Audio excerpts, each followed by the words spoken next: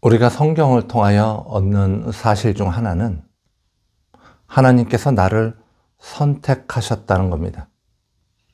원래 나는 아담으로부터 이어진 원죄, 그리고 내가 살면서 지은 무수한 죄로 인하여 죽는 게 마땅한데, 하나님께서 나를 지극히 사랑하셔서 독생자 예수를 보내시고 예수님의 대속함의 은혜로 그를 믿는 내가 구원을 얻었다는 거죠.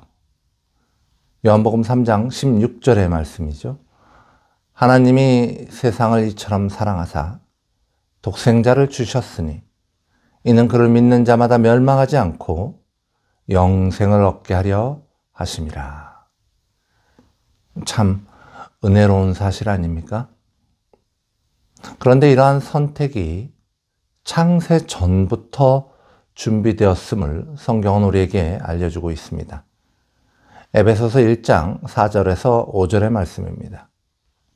곧 창세 전에 그리스도 안에서 우리를 택하사 우리로 사랑 안에서 그 앞에 거룩하고 흠이 없게 하시려고 그 기쁘신 뜻대로 우리를 예정하사 예수 그리스도로 말미암아 자기의 아들들이 되게 하셨으니. 깊은 신학적 진리를 담은 이 말씀은 그렇다면 왜 하나님은 우리를 선택하셨는가에 대한 답으로 이어집니다. 에베소서 1장 6절의 말씀이죠.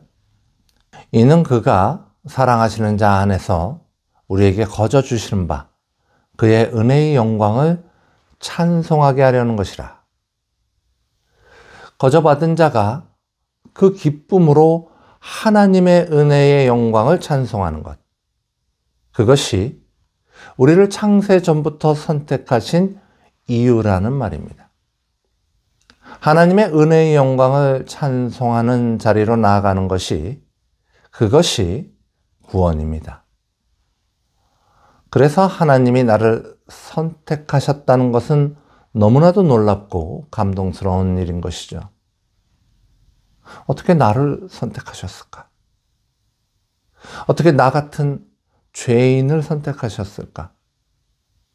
어떻게 죽을 내 영혼이 선택을 받을 수 있었을까? 어떻게 이처럼 비천한 자를 통하여 하나님의 은혜의 영광을 찬양하는 그 귀한 자리로 부르셨을까? 이 감동이 여러분의 삶 속에 있으시기를 소망합니다. 그러기에 하나님의 선택은 하나님의 은혜의 영광을 찬양하는 아름다운 결론을 향하여 나아갑니다.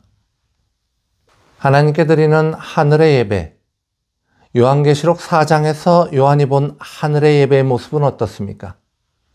보좌에 앉으신 하나님을 향하여 기이한 생물들이 세세토록 살아계시는 이에게 영광과 존귀와 감사를 돌립니다.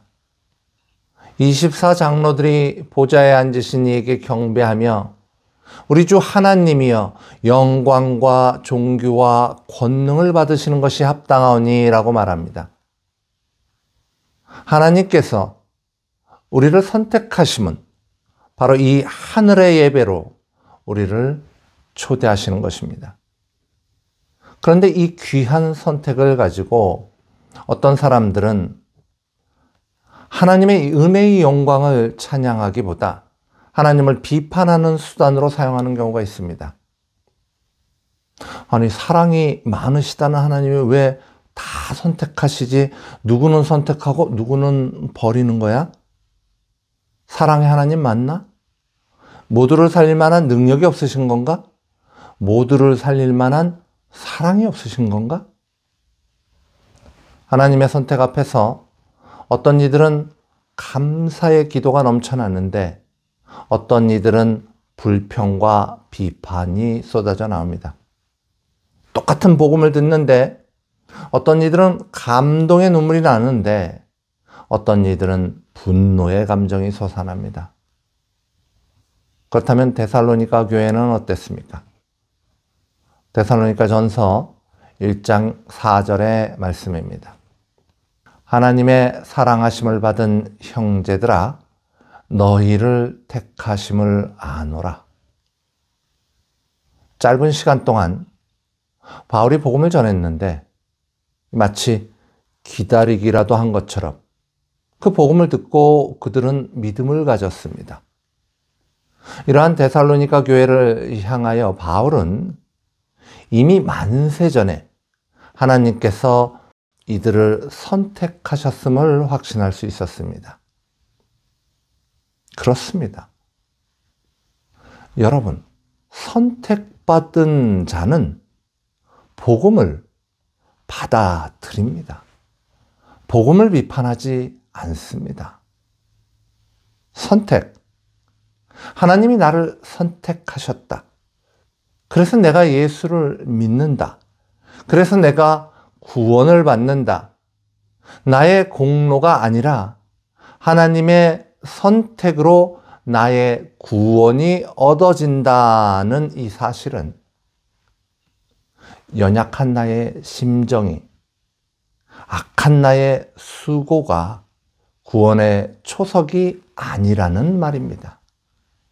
그것은 내가 받은 구원의 약속이 견고함을 보장합니다.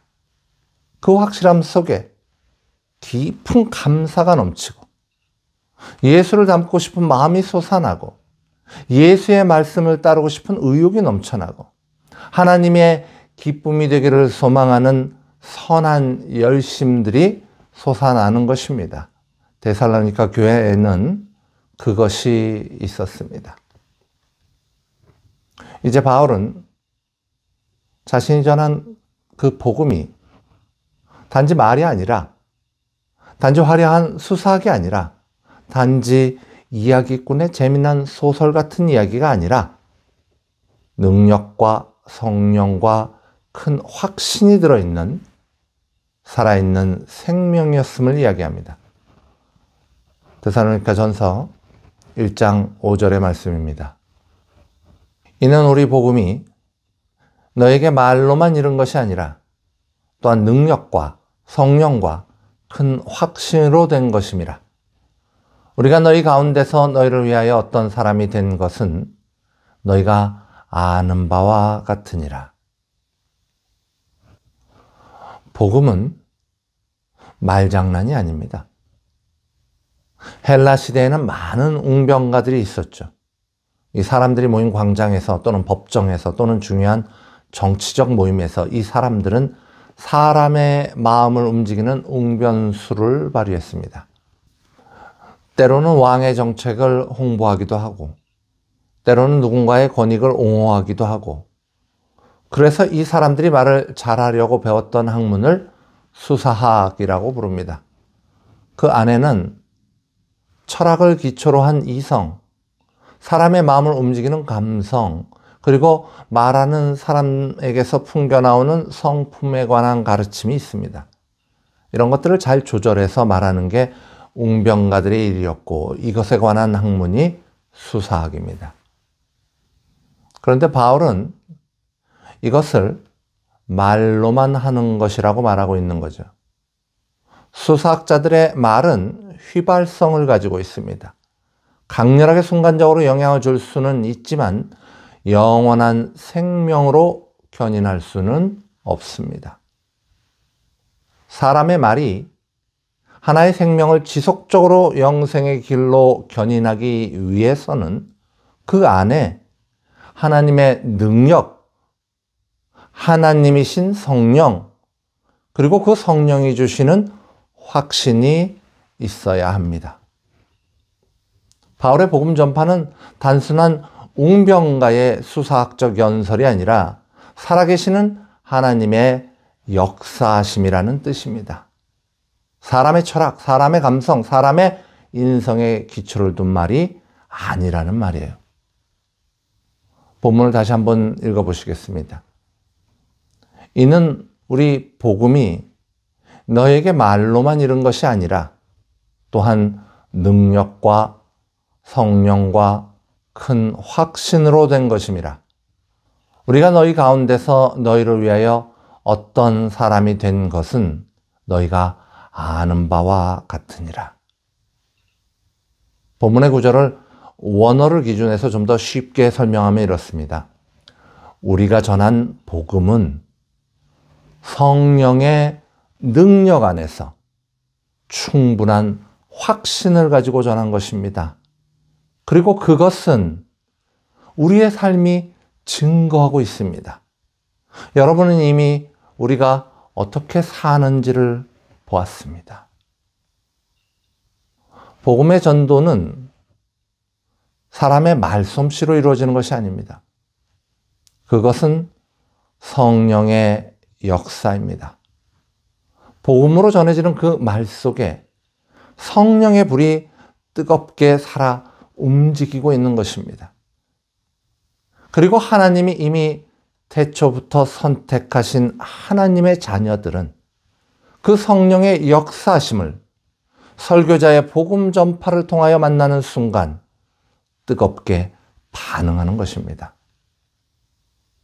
산성용에게 파란 리트머스 종이가 붉게 변하는 것처럼 선택받은 자들이 성령의 능력의 확신을 만났을 때 분명한 반응을 보이는 것입니다.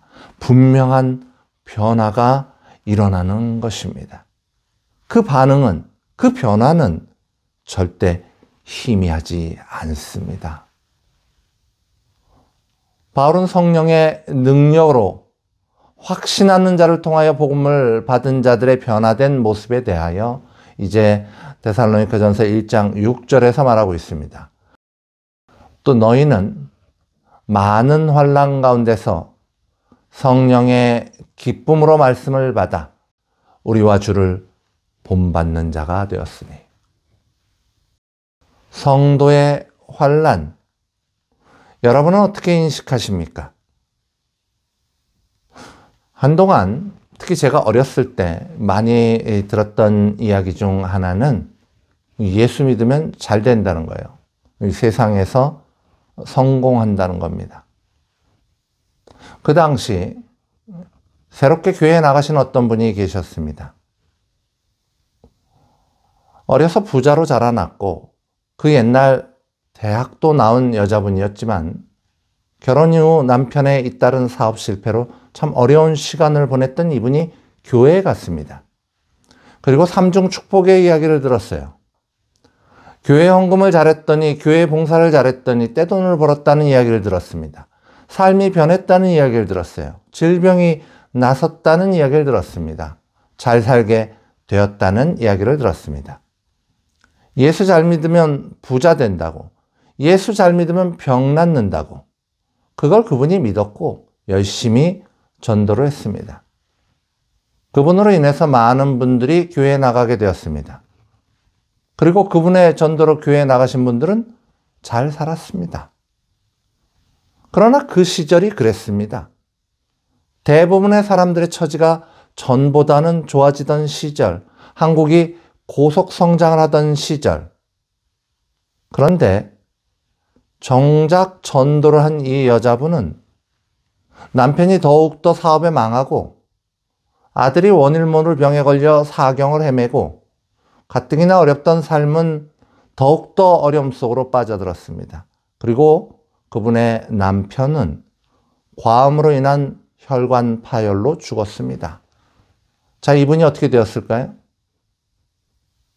믿음을 잃었습니다.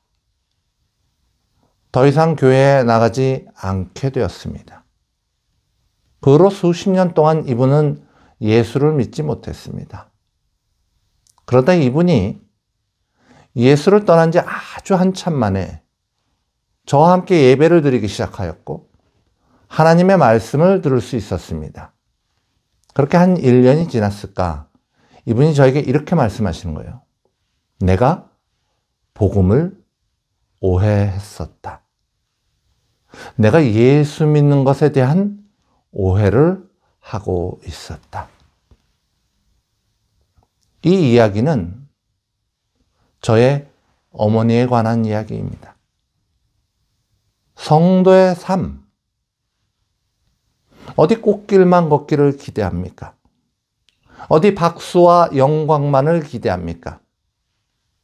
예수는 십자가를 지시고 피 흘리며 골고다 언덕을 오르셨는데 그 길을 따르겠다는 우리가 어디 뒤에서 룰루랄라 춤추며 걸어가기를 기대합니까? 당신의 고난은, 당신의 병듦은, 당신의 눈물은, 당신의 외로움은, 당신의 좌절은, 당신의 슬픔은 예수 생명이 당신의 삶 속에 있다는 증거입니다. 눈물 흘리며 고개 숙인 당신 곁에 있으신 예수님의 손을 잡으십시오. 너희는 많은 환난 가운데서 성령의 기쁨으로 말씀을 받아 우리와 주를 본받는 자가 되었으니. 이 구절에서 환난이라고 해석된 단어는 아주 지독한 압박을 말합니다. 엎친 데 겹치는 고통을 말합니다. 포도를 짓눌러서 포도즙이 빠져나오는 그런 압박을 말합니다. 성도가 겪는 환난의 모습입니다. 성도가 된다는 것은 세상과 구분된다는 말입니다. 하나님이 누군가를 선택하셔서 하나님의 자녀로 삼는 순간 성도는 죄성이 가득한 세상과 분리되어집니다. 다른 모습을 갖게 됩니다. 세상이 그 다름을 알아보게 되죠. 세상은 자신들과 다른 그들을 미워합니다.